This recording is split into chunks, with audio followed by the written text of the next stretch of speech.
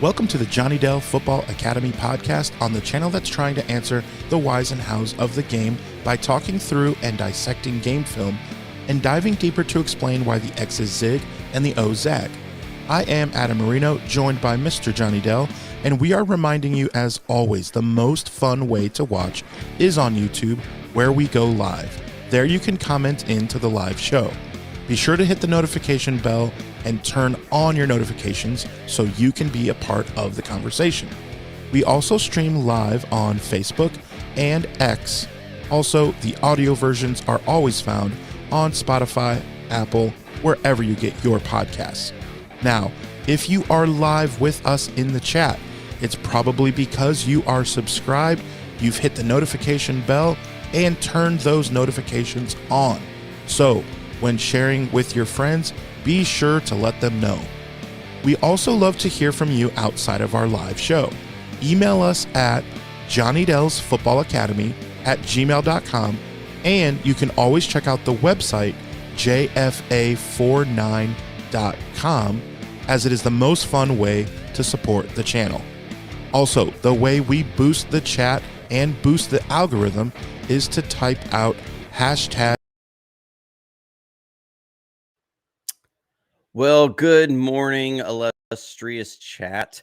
Please give me a mic check there. We do not have the venerable Adam Marino with us this morning. He is under the weather. He is sick, not feeling well. And because of that, I have some devastating things that have happened on this side. It's not that really that bad, but I had done 2 mock drafts before this, ready to go. They were on my other screen. I'd gone through a couple different ones to practice, and literally as I was switching back and forth between windows, I accidentally closed all the windows and cannot find the mock drafts I did. We're still going to be doing some. We're still going to have them ready to go. We're still going to go through one live together, but do not have the 2 that I put together. And so I am feeling a little disappointed and saddened by this. I have one of them. I cannot get the other one back up. Hashtag Fridays. But yes, thank you for joining us. Hit that like button. If you are not subscribed, I don't know how you're here, but hit that subscribe button. We are going to be doing the first mock draft of the year. I always am like one of the last people, if not the last person, to do a mock draft in draft season, simply because I always feel like I don't know as much about these players coming in, and I don't want to do a mock draft just based upon rankings of some random site and whoever's there. I want to actually know something about these players. So for me, it's always going to start after the Senior Bowl. The draft for me, especially, truly does start in Mobile. So that I then will go back and start watching film. I was actually watching film just before I got on here, and this is probably why I accidentally closed a window. I was watching film on James Pierce Jr. from Tennessee and watching his tape. I know a lot of people have asked me about him, and so I was diving in to see what his tape is. Michael Norris coming in with the question, what do I think of Darius Alexander? I like Darius Alexander. I think he showed a lot, especially at the Senior Bowl. I haven't gotten to his tape yet. I've been working through quite a number of guys and everything. I think he's a really good athlete. They're a disruptor and somebody who brings a lot. There's so many players, and we're probably going to see it going through this mock draft, that there's a lot of guys like. There's a lot of guys to like. A lot of players who, I sit there and go, if I lose out on this player, I'm bummed, but I'm also okay with it because I know there's other good players there coming down the pipeline. So first thing I'll do is I'll go through the first mock draft that I did here. I've got to make sure this is the right screen. It is the right screen. Okay. This is the first mock draft I did earlier this morning, where I ended up coming through. This was off NFL mock draft database.com. You can go there and you can play the mock draft thing. There's a number of draft simulators out there, but this is one that I did this morning and we're going to be going through today. We'll try a number of different mock draft simulators throughout this approach to the draft, but started out, ended up staying pat at number 11. And this one was tough for me. This one was really tough. It came down to, guys that are there, like Abdul Carter were obviously off the board. Mason Graham was off the board. It came down to Shamar Stewart or Will Howard. And I know a lot of people have been really high on Will Howard at corner. And I ended up going with Shamar Stewart at 11. And the reason why I've had a lot of people tell me, this is probably a late second pick, a late first round pick or early second round pick. I will tell you, one thing that I've been seeing through these different mocks and simulators is the simulators are lining up closer to how I've been evaluating guys than necessarily some of the buzz and hype and conversations I've been seeing. So I've had Shamar Stewart as a 10 to 15 ranked guy. The biggest reasons why is the athleticism that he's shown after dropping some weight from when he was playing at Texas A&M. When I watched his tape was much better than the production numbers would show or hint at. And when we saw him at the combine, he had dropped about 20 pounds from his playing weight, where he was kind of this hybrid 3-4 defensive end to now he was more true defensive end. And you saw the athleticism just fly off the charts. And I think that is where he's going to be best at as a true defensive end, more on the size of a Myles Garrett and Nick Bosa. His athleticism is crazy good. His tape is, again, much better than you expect. I thought I had a mock draft before this. I thought, okay, maybe I can get him later in the second or in the first. I had an offer to trade back to number 20. I did. And Shamar Stewart was picked at 12 in that mock draft. So when this one came around, I said, okay, I'm getting Shamar while he is there.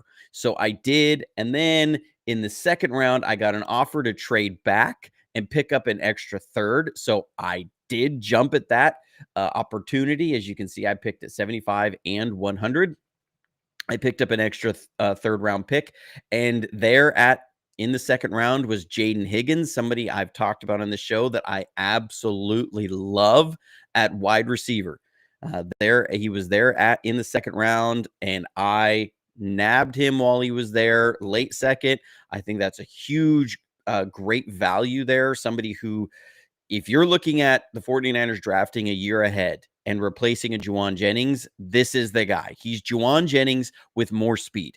He's, I think, a phenomenal receiver in this draft. And if the 49ers are going to be looking to get younger in some areas, that is the guy. So Jaden Higgins, I picked him up in the second. Then it came to the third, and I needed to address the defensive tackle position. And I went back and forth. There was a number of good defensive tackles here. I saw Jamari Caldwell on the board. He was still there. He was not projected to go for another 40 picks. And I thought I can get him later. I can get Jamari Caldwell later. You guys know I'm super high on Jamari Caldwell.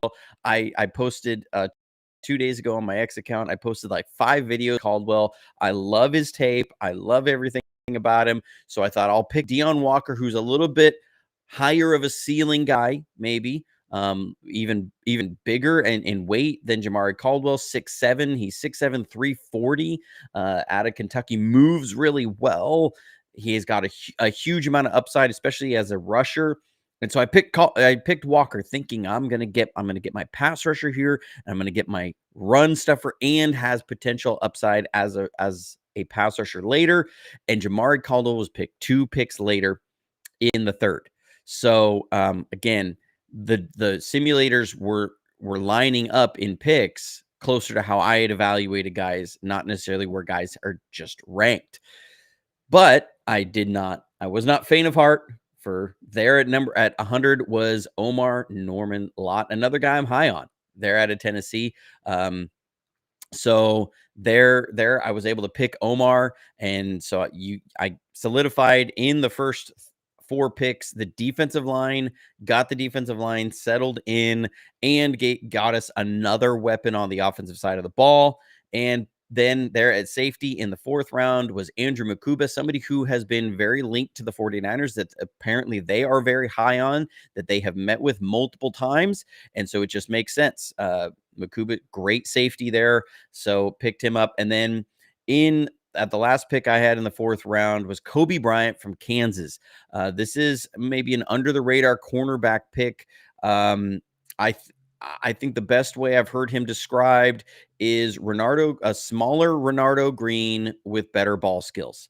And so Kobe Bryant was there, definitely was going to nab him. I think that if 49ers walked away with that draft, I would be super happy with those picks in the draft. I think you've got almost all starters there, even into the 4th round. It's showing how deep this draft is, and guys with a lot of upside. In the first mock draft that I have now lost to the ether, I actually was able to trade back in the 1st round. I got an offer from the Broncos, traded back from 11 to number 20, and at the 20th pick, I addressed the offensive line, and I was able to pick up Gray Zabel this year, who I think is the premier offensive lineman, not just tackle. I think he's the premier offensive lineman in this class, as somebody, because I think he is a future All-Pro at interior offensive line. He was phenomenal at the Senior Bowl. When I say phenomenal, I've been there 3 years. I have not seen an offensive lineman be that dominant and impressive at the Senior Bowl as Gray Zabel was. He was absolutely stellar there. Somebody that was maybe projected as a high 3rd round pick coming into the Senior Bowl. His draft stock just shot up like a rocket there, because he went against all these defensive linemen, this super deep class of defensive linemen, and played his rear end off. Stonewalled everybody in pass protection in the one-on-ones. He also then went to the combine, tested really well at the combine, and his draft stock has been shooting like a rocket to the moon.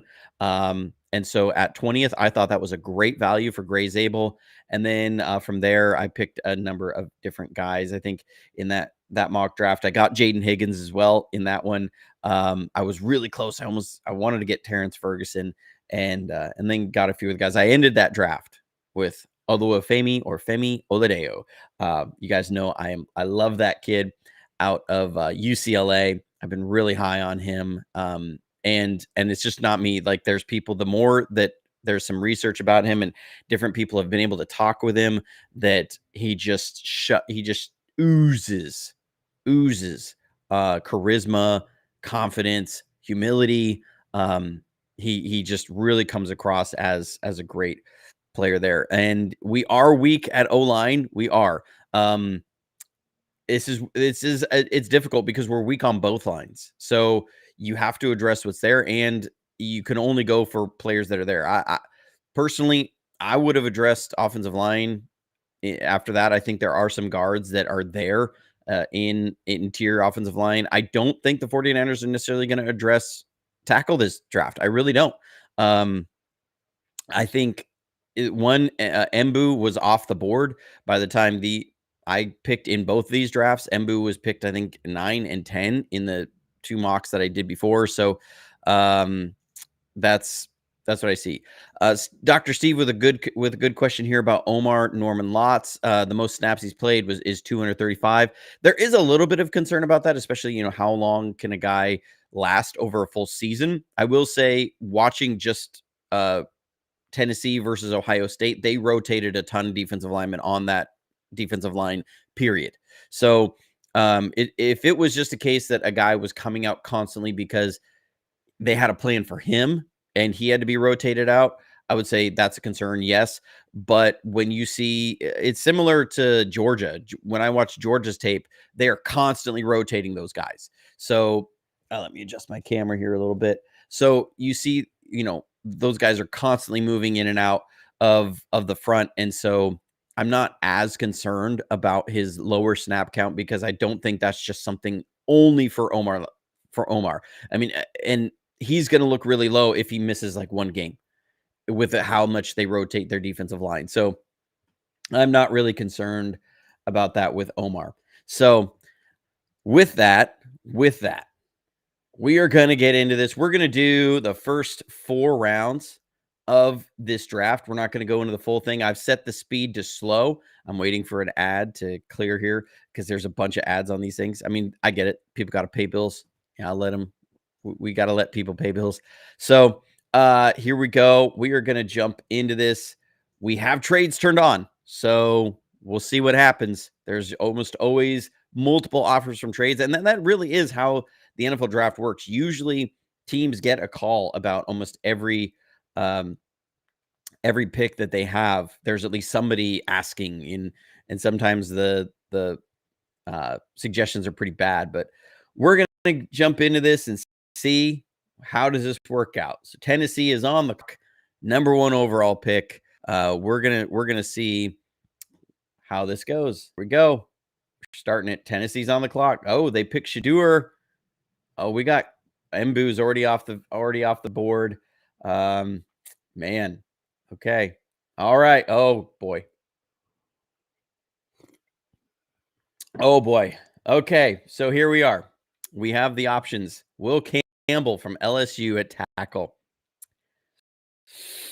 49ers are not picking a running back number 11. We got Will Johnson. We got Shamar Stewart. I'm going to give the chat a few seconds here because we got a little bit of time. Let's see. Put in the chat who you would pick. I think I know what the chat's going to say. I think I know. I think some people are going to want us to. I think they're going to want to get McKivitz's replacement and looking down the road at Trent Williams's replacement. So let us know in the chat, who would you pick? Will Campbell, Will Johnson, or Shamar Stewart? So you can't just put Michael, you can't just say Will. There's two Wills there. We got to know who it's going to be. Kelvin Banks is still there. I mean, I think Will Campbell is a premier tackle in this draft. It's hard. I'm going to go with Will Campbell. I'm surprised he's there at 11 because this defensive line class is so deep. And I think this is a phenomenal tackle. And I think there's less risk of miss on this. Shamar is a premier. I think he's a great player, but there's a little bit more risk factor with Shamar. So we're going to go with Will Campbell at 11. 49ers we got an A+ draft grade on that. And all right. So we're going to see Shamar Stewart gone to Arizona. Gray Zabel's gone. Oh, man. Will Johnson's gone. Kelvin Banks is gone. Oh, man. Nolan's gone. See, this is even set to slow speed, and it's moving a little quick. It's hard to kind of see. Josh Connerly's gone. We knew he was going to be a higher-end draft pick. Okay. We have our first trade offer from the Chargers. Trade back from 43 to 55 and pick up a 4th, 5th, and 6th round pick and a 7th round in 2026. The Dolphins coming in to trade back 5 spots, pick up an extra 3rd, 2 5ths, 2 7ths, and a potential 7th in 2027. Seahawks, I ain't addressing that. They're offering a 2nd rounder in 2026. I ain't doing that one. This Dolphins trade, now these are based upon point values. So this is considered a pretty equal trade. To pick up an extra 3rd, I'm going to move back 5 spots. We're going to do that. We're going to pick up an extra 3rd. So Miami, and they went and got Jonah Saiavatea, who that's a good trade there because I'm going to reject these trades because I don't think Jonah is a tackle at the next level. I don't. I think he's going to be a guard at best. And I just think there's not that high. I would not pick him that high. So I feel perfectly fine about that trade. We're going to say, Jalen Milrose there, everybody. No, I'm just kidding. And there he is, the man we were talking about, Darius Alexander from Toledo. He is available at 48. And so I'm going to grab him. I really like Darius Alexander. I think he's got great athletic measurables, and he fills a need for the 49ers very quickly. So there we go. As a tackle, we've addressed defensive tackle. Jaden Higgins to the Lions. No. Oladelo's off the board. Come on. Man, this third round, they're gutting my guys. There's Omar Lott. He's taken off the board. Kansas City, I ain't trading with you. Bears, that's not worth it. All right. I've got to recover here for a second. This is where I don't like is seeing these guys I really like come off the board. Oh man, Jack Beck from TCU though. I like that kid. I like Darian Porter too. Harold Fannon's there. I like Harold Fannon. Oh man. Kyle Kennard is there. I like Kennard. I like Restrepo. Makuba's there. Oh man. Gosh, this is. Let's see who's there on defensive line. Jamari Caldwell's there.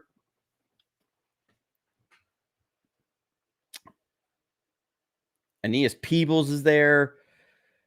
Peegs is there. I like Peegs. Man, Tim Smith is okay. I think he's very much just a run plugger. Man. I want Beck. I want Beck. I want Harold Fannon.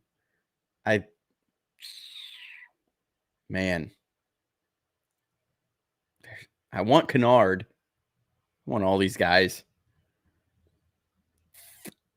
I'm going to do it. I'm going with Jack Beck. I think I'm going to pull this. I think I can get Caldwell at 98. I got pick 98 coming up. I think I can get Caldwell at 98. So I'm going with Beck. I really, the kid, I mean, he is, I think, a poor man's Deebo Samuel that I think is going to come in there. He was really impressive at the Senior Bowl. So yeah, I'm going with Beck. I know people aren't going to like it because Fannon's gone. Makuba's gone to the Seahawks. No. But all right. We're back on the clock here. Jamari Caldwell's there. I'm grabbing him. I know I pick in 2 spots, so I'm grabbing Caldwell. Well, we got a trade offer here. 3. Nah, I ain't taking that. Nah, I ain't taking that. No, I'm not picking up picks in years to come. I think this is a good draft. Man, there's a lot of ways you can go. I like Cam Jackson. I just think that this would be a huge reach for Cam Jackson. Who's all here? Kyle Kennard, he's there. I like it. Edge player. I think he fits with the system. We're getting Kennard. So we have addressed a number of needs. Peebles is off the board now. There he goes. All right. We still got 2 picks left. Trade offer. Move back 9 spots, pick up an extra 6th. Move back 8 spots, pick up a 7th and a 6th next year. I'm going to do that. I think I'm going to pull that. I'm going to pull that trade. Okay. There we go. I know the ads are just so terrible. But I do it to show everything on there. All right. I'm not taking another trade. Okay.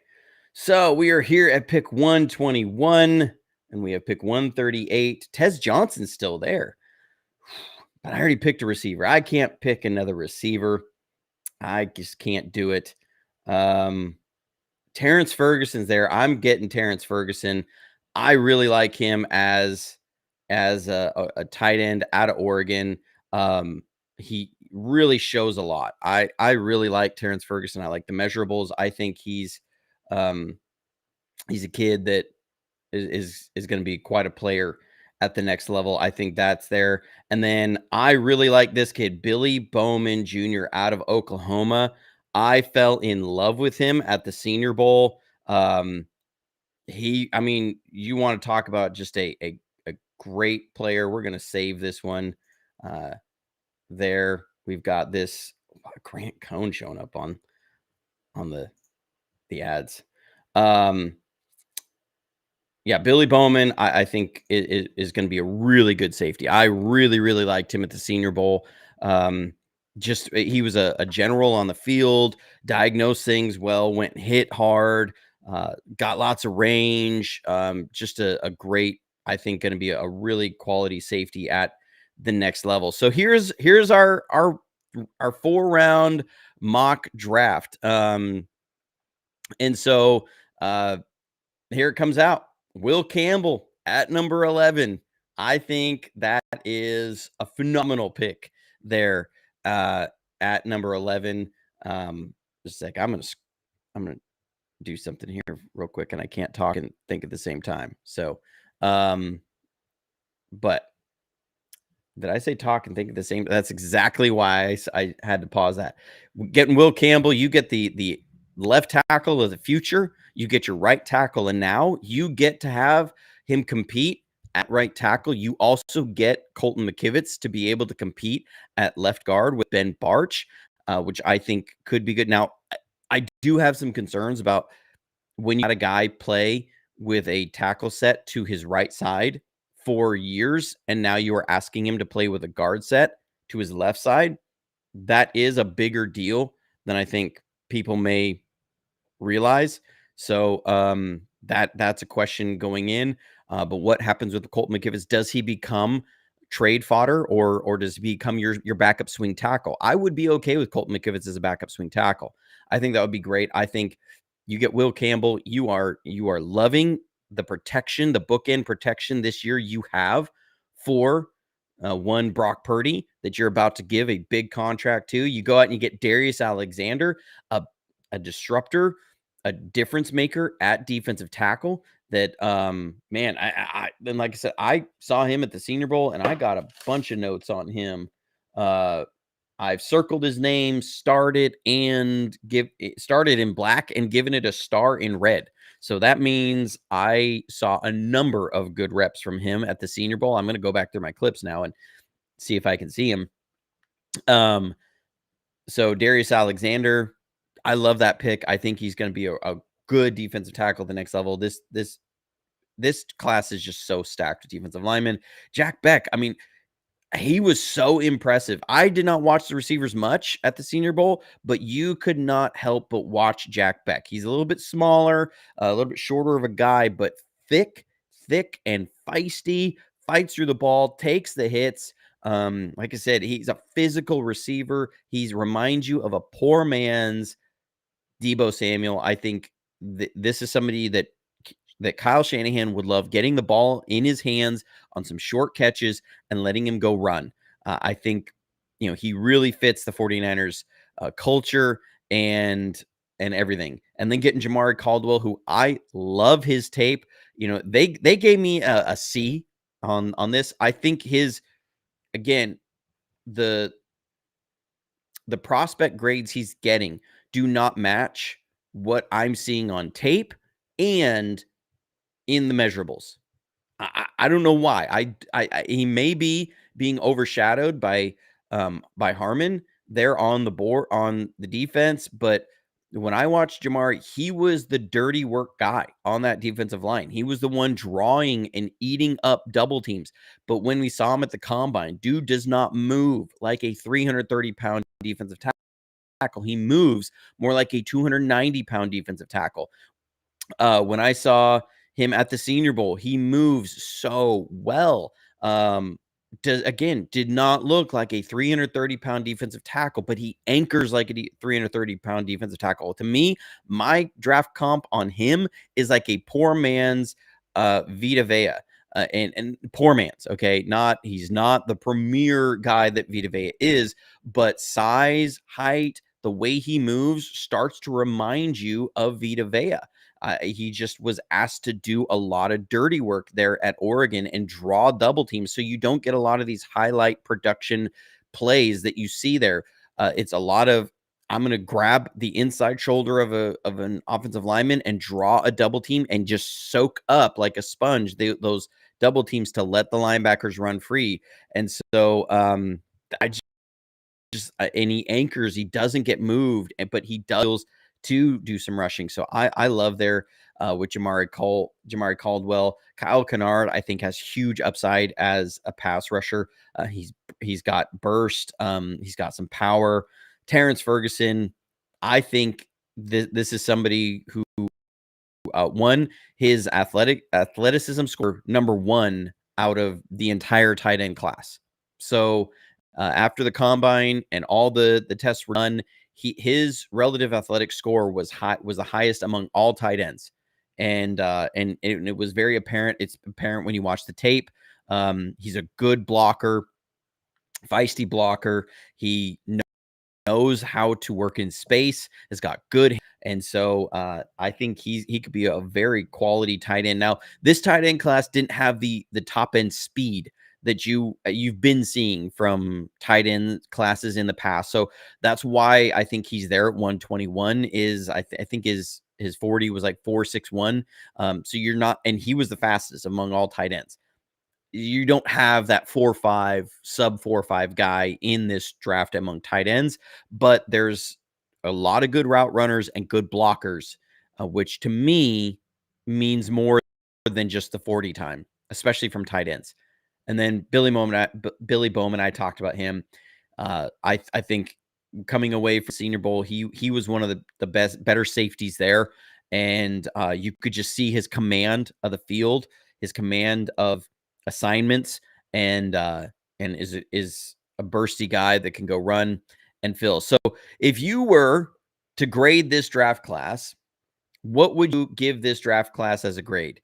Would you give it an A, a B, a C? You can even throw in an A minus if you want, B plus, B minus.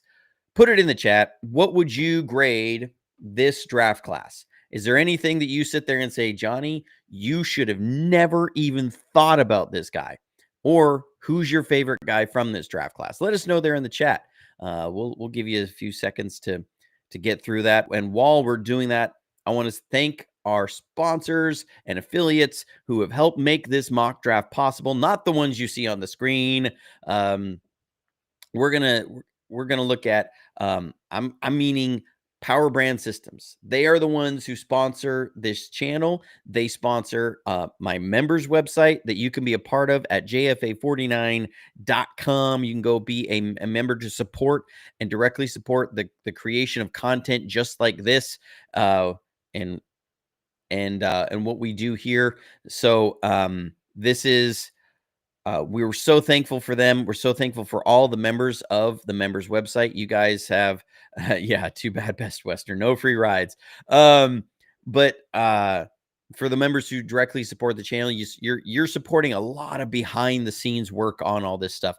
We've been watching through a ton of film, and so you are the ones that are helping support that and providing the time. I know sometimes it doesn't seem apparent on here and everything, but it's what's feeding the information that is coming into this brain and getting here onto these to make these mock drafts happen, and trying to be informed about what this is, not just kind of spout, okay, this is somebody who I like him because he was ranked this by these random guys. These are all guys that I have a feeling about. I've scouted and watched and feel good about. There's a lot of players in this draft. So I want to thank Power Brand Systems. If you are a small business owner, or you are a content creator, or anybody looking to expand your reach to have a website that can go farther, check out pbsystems.com/Johnny Dell. that you can go there. The link is in the description of the video. You can check them out. They do a phenomenal job of increasing your reach, of expanding your influence, and will work with you to customize whatever digital services you need for you. This isn't just digital services in a box and here it is, we give it to you and you have our prepackaged box. They work with you to customize everything. They do a phenomenal job. They do my website. They do Ryan Hensley's website. They do John Chapman's websites. John is who actually sent them my direction. Thank you, John, for that. I love John Chapman. Go check out his channel. He's been rocking it and he's been doing a lot of great there. And so PB Systems, check them out. Also, you can check out White Oak Pastures /JD49, whiteoakpastures.com/JD49 if you are looking for some better and healthier options and for your proteins to get. If you've been hearing a lot, we've had a lot in the news about nutrition and the way that our food is made in this country. And there's been some people that have said, maybe there's a more sustainable way, a better way, a way that's healthier for people who consume food in this country. And there's been a movement towards regenerative farming. We are losing topsoil. There's estimates that we only have 50 to 55 harvest cycles in this country before we will be devastated by the loss of topsoil. There are farmers in the Midwest who have been talking about, they can see along their fence lines the height of their fields has dropped 10 to 12 inches because of the topsoil that's been taken off. We are going to eventually run out of topsoil because we've been more mining farming, not regenerative farming. And so White Oak Pastures is a regenerative farm in a small town called Bluffton, Georgia, and they provide grass-fed beef, lamb, pasture-raised, forage-fed pork. And they all options. There's some options there for some trout, fresh trout, and poultry that are absolutely phenomenal. And if you don't know, I've talked about them a lot. I've been talking about them for a while, but there is a brand new study that was just released a couple months ago from it was from the University of Utah, I believe. It was either the University of Utah or Utah State. I can't remember, but it was Utah. I remember that. The Utah released a study recently that found that grass-fed and grass-finished beef contain 3.7 to 4.1 times the amount of polyphenols in the meat into the person than regular feed raised animals. And what are polyphenols? Polyphenols are the powerful antioxidants that we find in things like green tea. Everybody knows green tea is really good for you. Green tea extract is sold.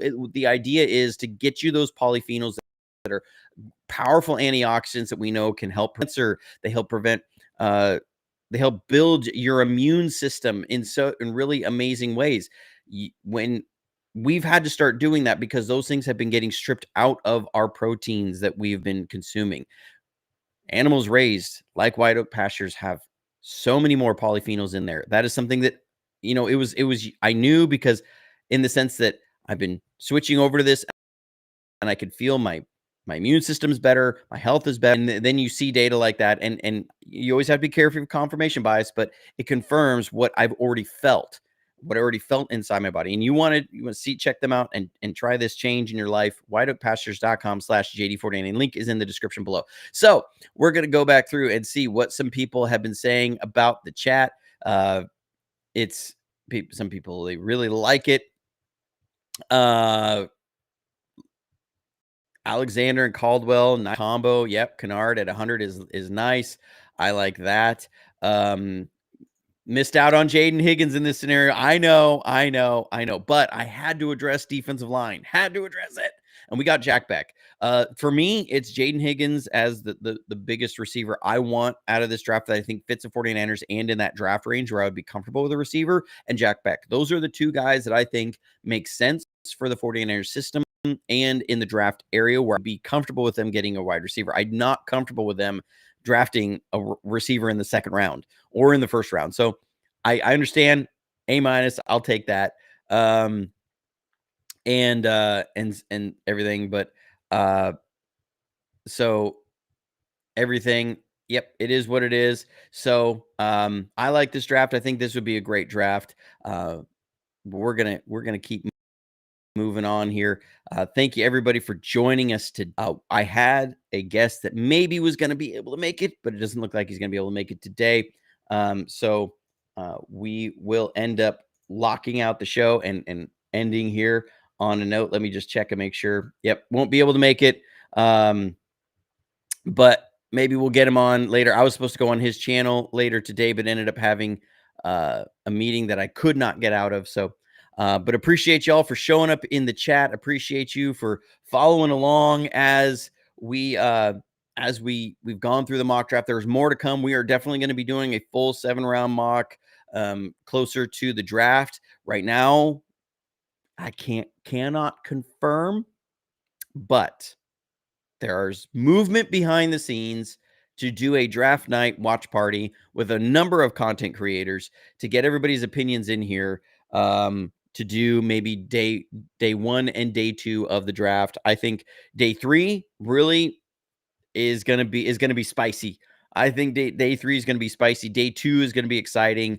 I'm really more excited about those 2 days than day 1. Day 1 is really going to be, within the first maybe hour and a half, they're going to get to the 49ers. And then we're going to sit there and watch for 2 hours to see who goes off the board. And is there a hope that the 49ers possibility that they trade back up into the first round? I don't think they will. I don't think they're going to trade up back into the first round in this draft class. I don't see it there, but that's what we're going to maybe do there. I don't want to confirm it and put any out there until everything is more solid. And also we've been working on some possible big interviews. Hopefully we'll see. I've shot my shot. We'll see if how they respond. So, but thank you guys for everything. Thank you for tuning in. But until next time, stay safe, stay healthy, and as always, go Niners.